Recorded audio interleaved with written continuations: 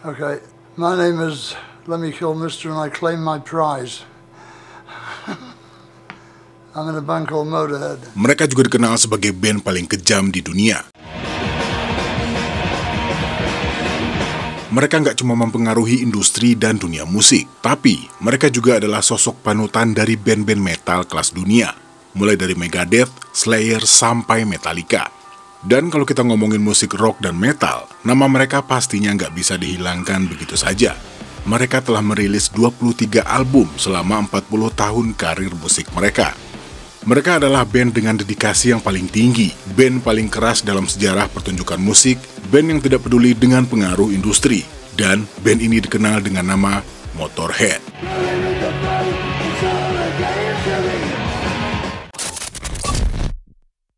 Lahir secara prematur dengan nama Ian Fraser Kilmister pada tanggal 24 Desember tahun 45, 3 bulan setelah berakhirnya Perang Dunia Kedua.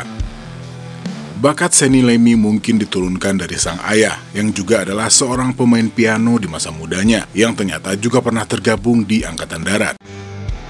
Tapi sayangnya, masa kecil Lemmy nggak begitu bahagia. Tak lama setelah Lemmy lahir, orang tuanya bercerai. Dari sana, Lemmy hidup dengan ibu dan neneknya.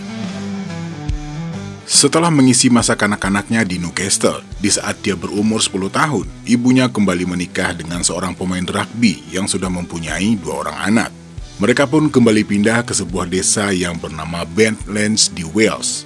Sifat pemberontak Lemmy sudah dimulai saat dia bersekolah. Apalagi Lemmy sendiri sudah mulai merasa tidak nyaman di rumah. Dia tidak terlalu menyukai 2 saudara tirinya. Walaupun tetap bergaul dengan teman-teman sekolahnya, tapi belajar dengan guru bukanlah hal favoritnya. Dia bahkan sudah mulai bolos di hari pertama sekolahnya. Kegiatan favoritnya di masa-masa ini adalah menerobos masuk ke lokasi konstruksi, mencuri beberapa dinamit dan meledakkannya di pantai, membuat lubang besar di pasir dan menghancurkan batu-batu. Sangat bermanfaat dan ya aman tentunya ya. Ada yang bilang kalau julukan Lemmy didapatkannya karena dulunya Ian sering meminjam duit kepada teman-temannya untuk bermain judi. Dia selalu bilang, Lemmy a quit till Friday. Cuman, Lemmy sendiri nggak ingat kenapa nama itu melekat pada dirinya. Lemmy mengaku bahwa gitar adalah instrumen yang sangat ingin dia mainkan. Gara-gara seorang murid di sekolahnya selalu membawa dan memainkan gitar, dan para gadis mendekatinya. Perkenalan Lemmy dengan musik sudah dimulai saat dia berumur 10 tahun, melalui sebuah single punyanya Tommy Steele yang juga dikenal sebagai Elvis-nya Inggris.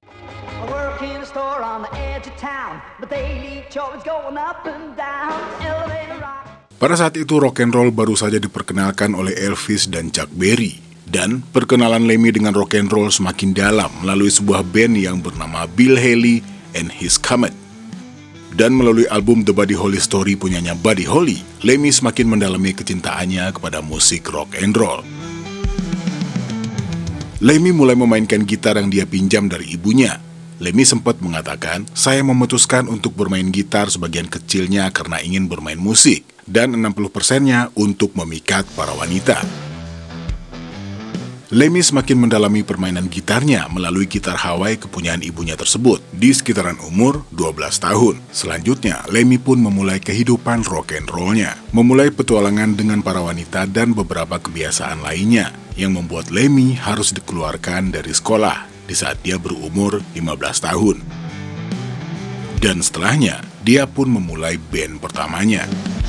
Lemmy memulai perjalanan musiknya dengan beberapa band lokal yang memainkan lagu-lagu cover punyanya Ricky Nelson, The Shadows, dan Venturas.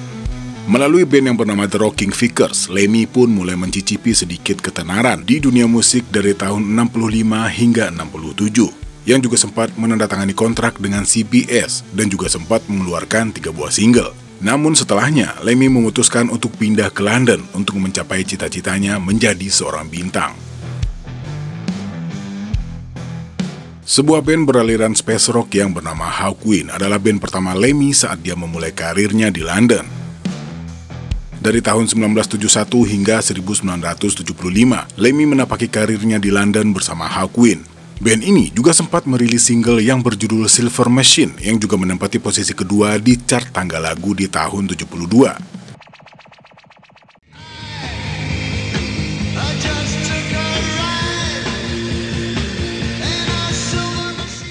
Tapi, perjalanannya bersama Hawkwind berakhir pada bulan Mei tahun 75 karena Lemmy ditangkap di perbatasan Kanada atas tuduhan kepemilikan narkoba yang membuat Hawkwind memutuskan untuk memecatnya. Sementara itu, perjalanan Motorhead akan segera dimulai.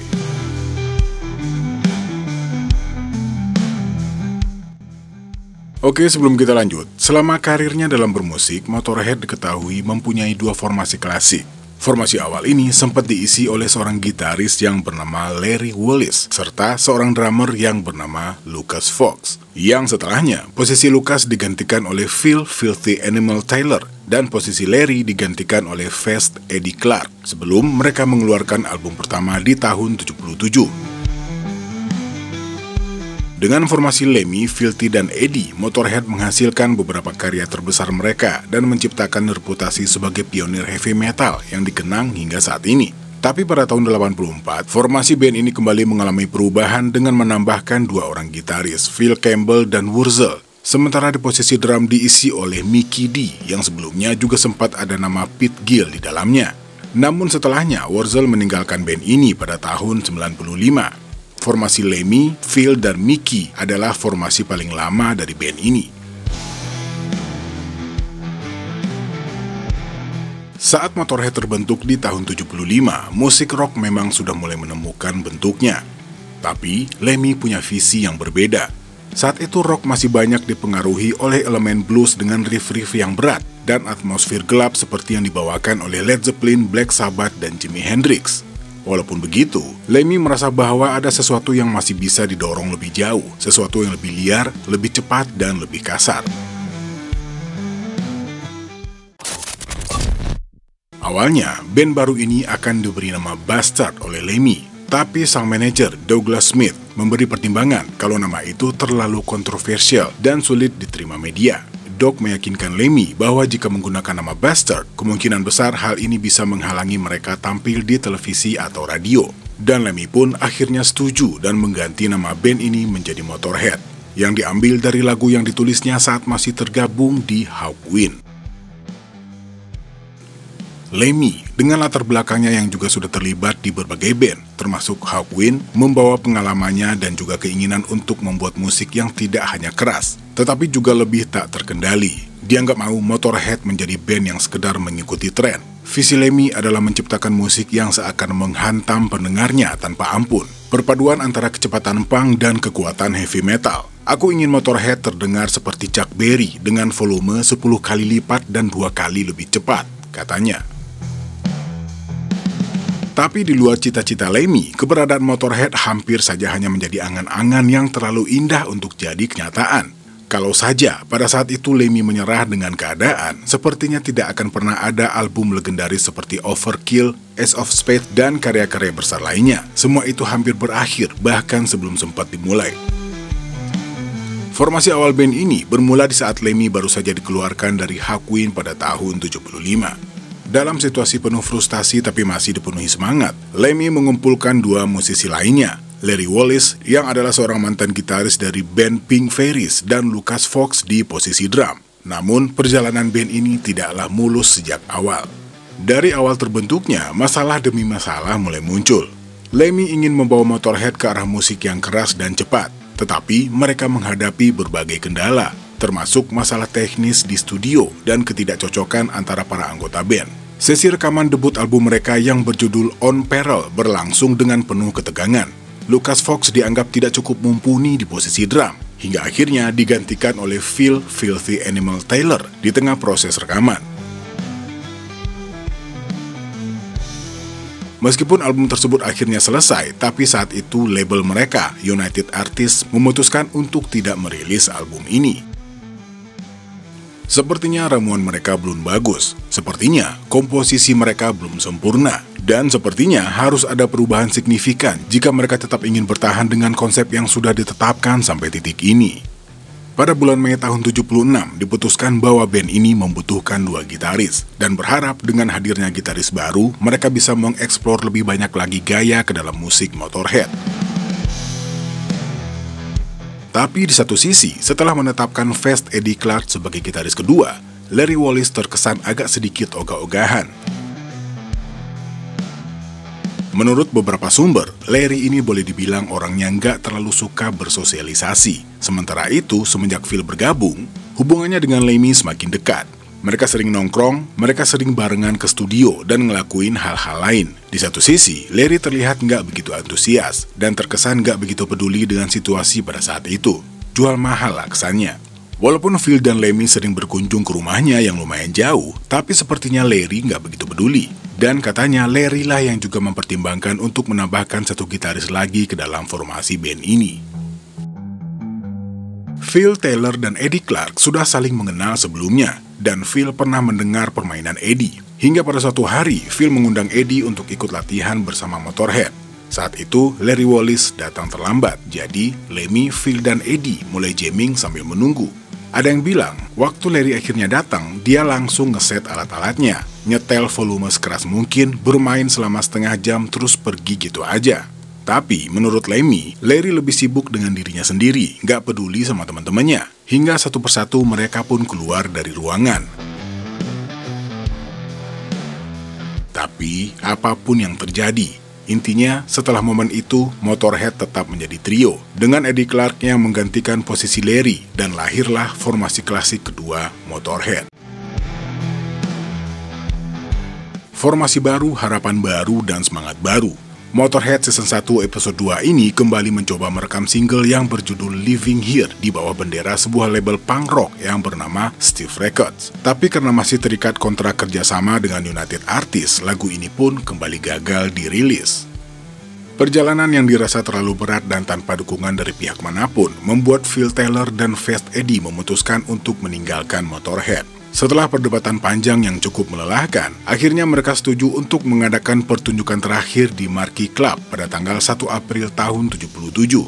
Sebuah pertunjukan terakhir yang juga merupakan babak baru bagi mereka.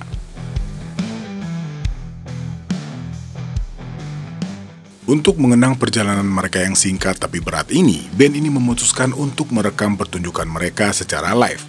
Dan Lemmy meminta pertolongan kepada pemilik label rekaman Chiswick Records yang bernama Ted Carroll untuk membantunya merekam pertunjukan tersebut. Tapi pihak Marquee Club meminta biaya sebesar 500 pound sterling untuk bisa melakukan rekaman di tempat tersebut. Di satu sisi, Ted nggak kehilangan akal. Dia menawarkan kepada Lemmy untuk merekam sebuah single di studionya. Dan hasilnya, setelah proses rekaman selama 2 hari dan tanpa tidur ini, mereka nggak cuma merekam 1 lagu, tapi Motorhead merekam sebanyak 13 lagu yang 8 diantaranya nantinya akan masuk ke dalam album pertama mereka. Singkatnya, Living Here pun dirilis pada tahun 77, namun sayangnya gagal di pasaran. Tapi single kedua yang dirilis pada tanggal 10 Juni tahun 77 yang juga berjudul Motorhead mendapatkan sambutan yang cukup baik. Inilah lagu yang ditulis oleh Lemmy saat berada di Hawkwind yang juga akhirnya digunakan sebagai nama band mereka.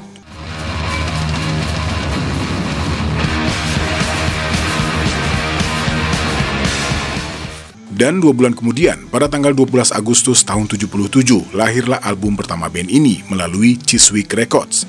Album yang juga berjudul Motorhead ini menempati posisi ke-43 di tangga lagu Inggris. Dan bukan hanya sampai di sana, album ini juga merupakan sebuah pertanda akan lahirnya sebuah band yang akan mengubah musik rock dan heavy metal ke depannya. Pada saat Motorhead merilis album kedua mereka yang berjudul Overkill di tahun 79, dunia musik sedang berada dalam masa transisi. Punk rock sedang mencapai puncak popularitasnya dengan band-band seperti The Clash dan Sex Pistols yang membawa semangat pemberontakan ke generasi muda. Di sisi lain, heavy metal mulai menguat dengan band seperti Judas Priest dan Iron Maiden yang juga mengembangkan sound mereka ke arah yang lebih keras dan lebih cepat. Sementara itu, musik pop dan disco mendominasi tengah lagu. Tapi, Motorhead justru menempuh jalan yang berbeda. Mereka menghadirkan musik yang lebih beringas, lebih cepat, dan tanpa kompromi. Overkill menjadi penyataan bahwa Motorhead adalah kekuatan yang tidak bisa diabaikan. Mereka membawa energi baru ke kancah musik rock, memadukan kecepatan punk dengan kekerasan heavy metal. Dan gak hanya sampai di sana, di tahun yang sama, Motorhead langsung merilis album ketiga mereka yang berjudul Bomber. Mungkin yang paling diingat pada masa-masa ini adalah tur mereka yang dilengkapi dengan replika pesawat bomber sebagai bagian dari panggung.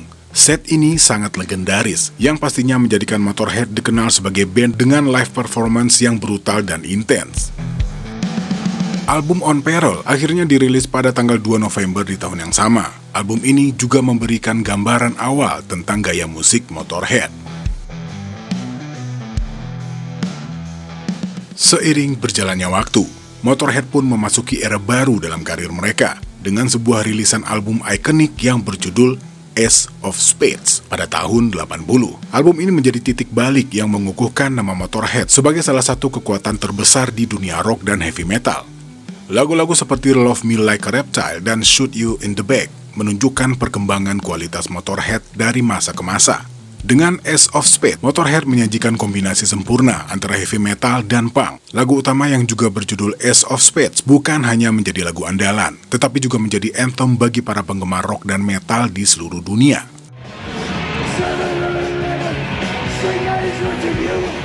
Liriknya yang penuh semangat dan attitude liar mencerminkan karakter Lemmy yang tak kenal kompromi. Dari segi produksi, Ace of Spades juga membawa Motorhead ke level baru. Mereka menggabungkan keahlian dalam penulisan lagu dengan sound yang lebih matang, menjadikan album ini sebagai salah satu album yang paling berpengaruh dalam sejarah musik.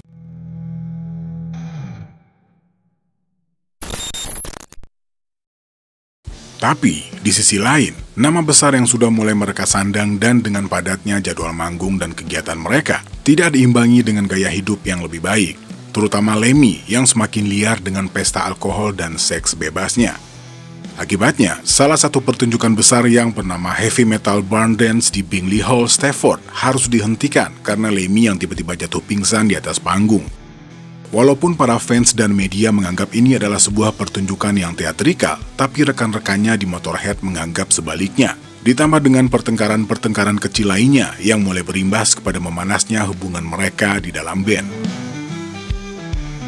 Dan di luar semua masalah internal, mereka juga mulai mendapat tekanan dari pihak label. Walaupun Lemmy tidak pernah mengakui hal ini, tapi pada suatu kesempatan dia pernah mengatakan, "Kami tidak pernah melihat segala sesuatunya dengan cara seperti itu," ucapnya. "Saya dan Eddie tidak berusaha keras untuk menulis lagu-lagu hits. Kami bukan ABBA," katanya. Yang tidak disangka-sangka oleh siapapun adalah Iron Fist, album berisi 12 lagu yang penuh dengan inspirasi dan semangat, yang dirilis pada bulan April tahun 82. Syarat akan arogansi dan ketidakpuasan, diselesaikan dengan buru-buru dan di luar kendali, yang dipengaruhi oleh berbagai peristiwa yang terjadi menjelang pembuatannya. Eddie Clarke juga sempat menyampaikan, Iron Fist adalah yang paling sulit, karena kami mulai kehabisan ide dan segala sesuatunya menjadi tegang. Mereka sudah menghabiskan waktu selama 7 tahun bersama saat proses perekaman album Iron Fist dimulai. Semua sudah sangat mengenal satu sama lain. Tapi sayangnya, hal ini tidak serta-merta membuat mereka saling mengerti dan memahami apa yang sedang terjadi. Di satu sisi, Phil dan Eddie selalu bertengkar, entah itu di bawah panggung, studio, ataupun saat mereka turun dari panggung. Sebenarnya, Eddie yang merasa tidak puas dengan kompensasi yang diterimanya dari label selalu mengeluh kepada manajer mereka, Doug Smith, dan tidak jarang mengancam untuk mundur dan pergi meninggalkan Motorhead. Di tempat lain, Lemmy sedang menikmati puncak karirnya. Semua orang ingin dekat dan berfoto dengan Lemmy. Dan bagi Lemmy, uang bukanlah suatu masalah selama dia bisa mendapatkan keinginannya. Puncaknya, di saat Lemmy mengumumkan rencana Motorhead untuk berkolaborasi dengan vokalis Plasmatics, Wendy O. Williams, untuk mengcover sebuah lagu lawas miliknya Tammy Wynette yang berjudul Stand By Your Man, dan Eddie Clarke tidak terima dengan keputusan ini. Pertengkaran masih terjadi menjelang proses pembuatan single ini. Setelah mencoba beberapa saat, Eddie memutuskan buat gak ikut ambil bagian sama sekali dalam proyekan ini, hingga akhirnya memutuskan buat pergi meninggalkan Motorhead.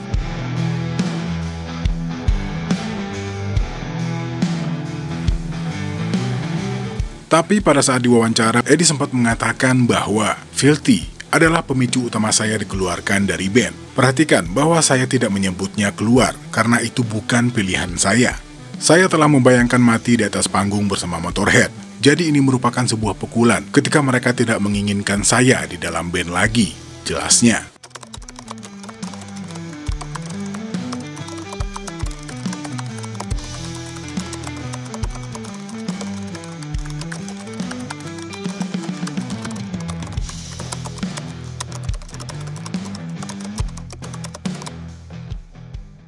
Oke, Motorhead. Ya, saya juga nggak tahu ya, apakah masih banyak yang kenal sama band ini di tahun sekarang. Apalagi Sepeninggal Lemmy, Motorhead otomatis bubar. Dan para pentolan band ini juga udah menyelesaikan tugasnya di dunia. Video ini juga boleh dibilang jauh banget dari lengkap ya. Banyak banget kehidupan pra Motorhead dari Lemmy dan kehidupan para personel lain nggak saya bahas di video ini. Dan gimana kisah Lemmy saat dia menjadi roadies dari Jimi Hendrix. Ya intinya jauh dari lengkap lah. Terus kehidupan Motorhead sendiri masih panjang sepeninggal Eddie Clarke. Insya Allah nanti ada Motorhead part kedua ya. Oke, sepertinya sekian dulu video kali ini. Mudah-mudahan informasi ini juga menambah wawasan dari teman-teman yang ngedengerin video ini. Dan yang udah tahu, kalau misalnya ada kesalahan atau hal-hal keliru yang saya sebutin di video ini, silahkan koreksi di kolom komentar. Kalau begitu saya Al pamit. Assalamualaikum warahmatullahi wabarakatuh.